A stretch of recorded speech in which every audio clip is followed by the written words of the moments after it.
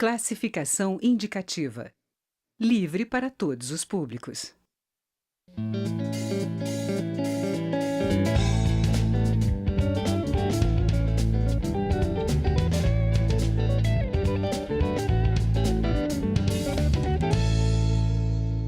Olá!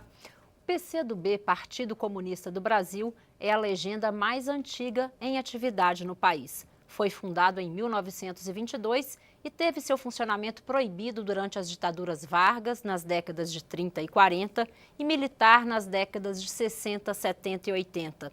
Também enfrentou cisões e passou por reformas em sua atuação. O deputado Daniel Almeida, do PCdoB da Bahia, fala sobre essa história e os desafios do partido que comemora neste mês 95 anos. Eu sou Daniela André e este é o Palavra Aberta, um programa da rádio e da TV Câmara. Deputado, bem-vindo ao Palavra Aberta. Obrigado pela oportunidade.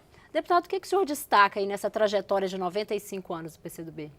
Olha, o nosso partido, ele sempre foi um partido coerente e mantém, nesses 95 anos, o mesmo perfil ideológico, os objetivos de construir o socialismo como elemento fundante do nosso pensamento estrutural e mantém também a mesma forma de organização, valorizando a democracia interna e o centralismo democrático. O debate é feito, todos têm direito a manifestar sua opinião e, tomada a decisão, todos seguem a decisão que o partido tomou democraticamente.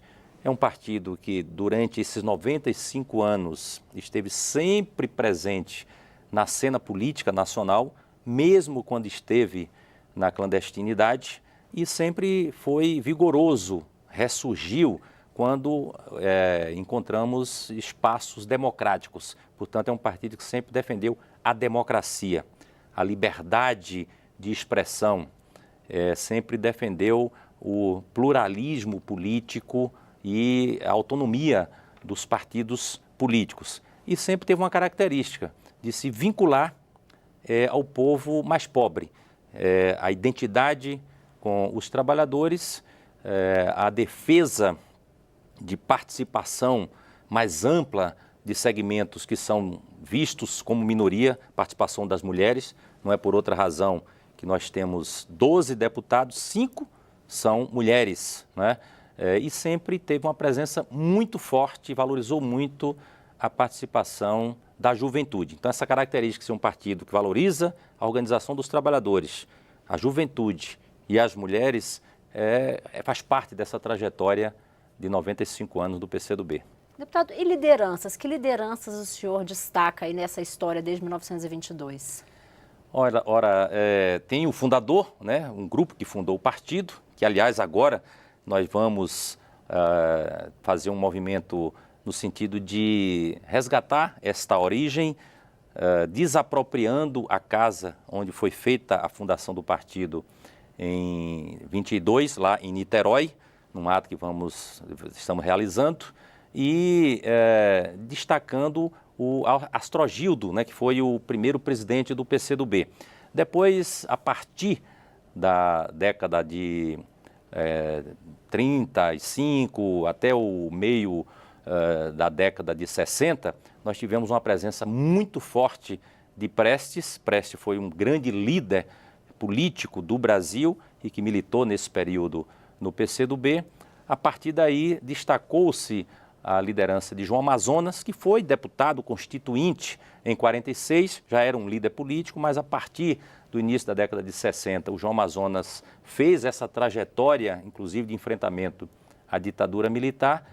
Mais recentemente, na década agora nesse século, né, a partir de 2002, o Renato Rabelo, né, que hoje preside a Fundação Maurício Grabois. Então, essas são grandes referências na construção do partido. E temos lideranças como Aldo Rebelo, né, que foi, durante muito tempo, ministro de governo Lula, do governo Dilma, e que teve a oportunidade de presidir a Câmara dos Deputados, sempre colocando a sua militância a serviço dos interesses nacionais. O senhor falou de Maurício Grabois impossível não lembrar da ditadura e da PCdoB com os guerrilheiros no Araguaia. Já houve a reparação histórica devida à identificação de todos os mortos e reparação dessas famílias? Não houve. Essa é uma dívida que o Brasil tem com a história e com a verdade. A ditadura militar no nosso país não conseguiu, pós-processo democrático, assegurar e fazer a transição para que a verdade pudesse aparecer.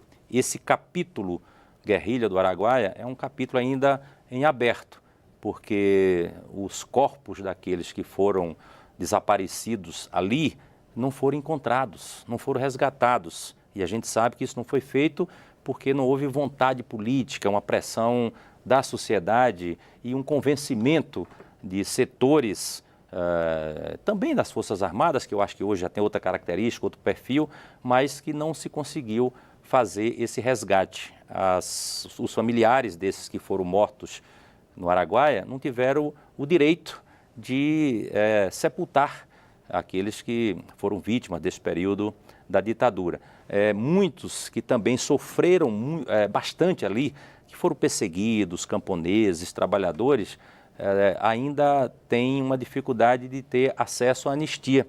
Nós tivemos aí um processo de anistia que foi importante, corrigiu ou fez algumas reparações, mas lá no Araguaia tem ainda muita gente que não conseguiu ter acesso a esta anistia, principalmente pessoas mais pobres, né, ali da comunidade. Então, acho que ainda é necessário fazer esse resgate histórico de brasileiros que lutaram em defesa da liberdade. Foi muito importante lutar em defesa da liberdade e da democracia, que estamos vivenciando hoje, e que não teve esse reconhecimento, essa reparação.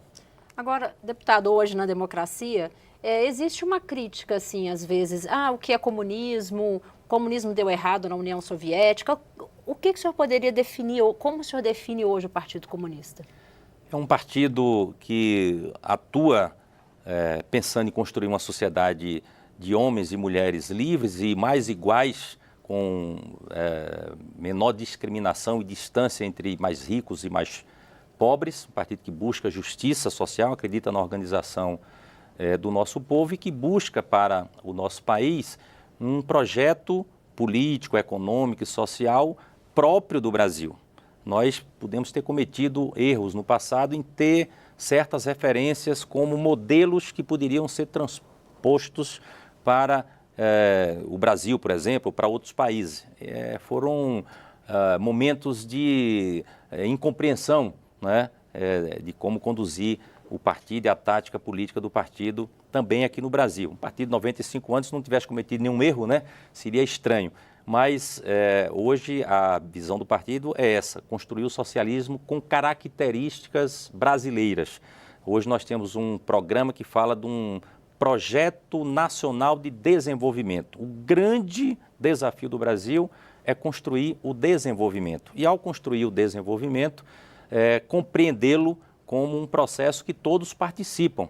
Participa a atividade produtiva, participa os grandes, médios e pequenos empresários, mas principalmente valorizando o trabalho e procurando distribuir a renda, estruturando o nosso país com grandes reformas que ainda não foram feitas entre nós. Nós nunca fizemos reforma agrária, não temos uma política de tributação adequada, não temos um poder judiciário que tenha as características de uma sociedade democrática. Por exemplo, o topo do poder judiciário ser feito ou ser preenchido por eleição direta, né? A reforma nas comunicações, reforma na educação, as grandes reformas que outras nações tiveram a oportunidade de fazer, nós precisamos fazer no Brasil, valorizando a atividade produtiva. Um grande pacto, uma grande parceria entre a produção e o trabalho, de forma ampla e democrática, para esse novo projeto de desenvolvimento, que eu acho que é o grande desafio do nosso país. Deputado, a gente está encaminhando para o encerramento, mas não podia deixar de te perguntar sobre uma dessas reformas, reforma política. Como que o PCdoB encara a possibilidade de uma reforma política, que agora o presidente da Câmara, o presidente da República, o presidente do Senado estão defendendo a adoção de lista fechada? E a cláusula de barreira? O senhor acha que pode ser que haja essa defesa da cláusula de barreira também? Nós sempre defendemos uma política de fortalecimento dos partidos, autonomia dos partidos políticos. Quem define se o partido é mais forte ou não é o eleitor, através do voto democrático. E defendemos o pluralismo político, de organização política e partidária. A lista fechada é um instrumento que é utilizado na maioria dos países no mundo afora e é o que produz mais estabilidade. O eleitor vota no partido, vota no programa, o candidato tem que se vincular ao partido e ao programa, então as pessoas sabem como aquele indivíduo que está representando o eleitor pensa e deve agir no parlamento. Essa foi sempre a nossa tese. Cláusula de barreira, cláusula de desempenho, fim de coligação, acaba ferindo a livre organização partidária e o direito de associação. Se associa quem quer. Você não pode nem obrigar a quem não quer se associar e nem impedir a quem queira fazer essa parceria no ambiente da política. Por isso que o debate hoje sobre reforma política, ele ganha uma densidade maior, porque pela primeira vez há um cenário que indica que provavelmente nós teremos modificações de maior profundidade. Primeiro, o financiamento das campanhas. Esse sistema que está falido. Qual o modelo mais adequado? Nós achamos que é o financiamento público. Porque o eleitor diz, mas eu vou pagar para que as pessoas façam política? E eu pergunto ao eleitor, e você não está pagando muito mais caro com esse ambiente de corrupção que está aí? Né? Quem é que acaba pagando? Né? E segundo, é a lista fechada, que aí eu acho que vai valorizar o programa e vai valorizar mais os partidos. Tenho uma esperança que esse caminho aí seja o melhor caminho para um passo de mudanças mais estruturantes no sistema político brasileiro. Deputado, obrigada pela presença. Já deixo o convite para o senhor vir para a gente falar especificamente de reforma política. Está combinado. Eu sou Daniela André e este é o Palavra Aberta. Conversei hoje com o deputado Daniel Almeida, do PCdoB da Bahia, sobre a trajetória do Partido Comunista do Brasil. Obrigada a você que nos acompanhou pela Rádio Câmara e pela TV Câmara. Você encontra esta e outras entrevistas em nossa página na internet, câmara.leg.br/palavra aberta. Até mais.